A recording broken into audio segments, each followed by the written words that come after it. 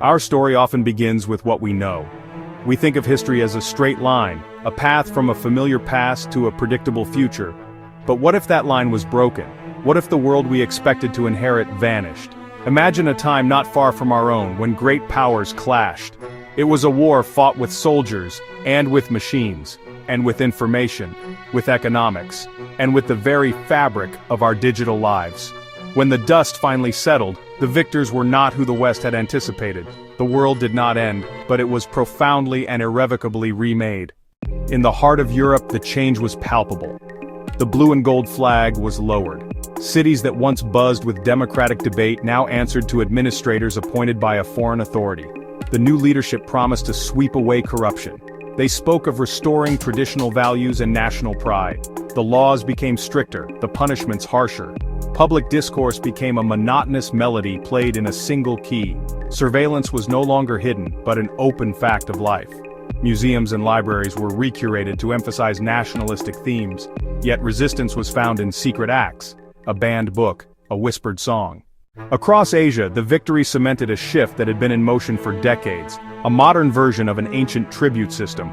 The new order was built not on overt conquest but on overwhelming economic leverage, and on technological leverage, high-speed rail, smart cities, progress with strings attached.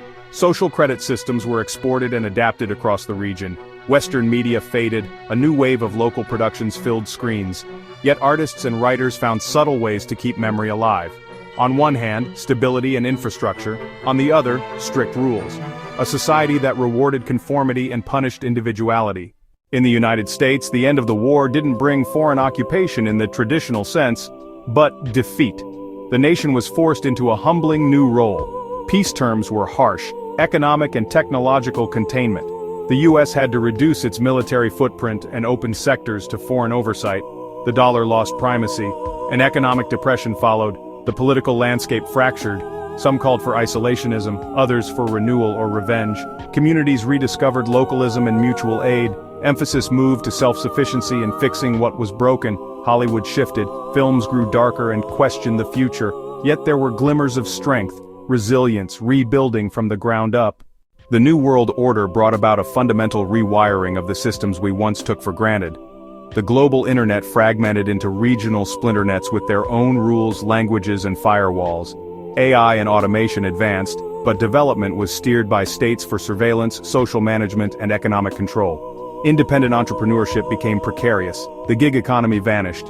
Employment was guaranteed, but choices narrowed. State assignment replaced market dynamics. Global travel became a tightly controlled privilege requiring background checks and official purpose. Generations grew up within regional information ecosystems filtered by state media. The ideals we hold dear, freedom, democracy, individual liberty, are not guaranteed. This story is not a prediction but a warning. Value our connections, bridge our divides. Never take for granted the messy, beautiful freedom of an open and interconnected world.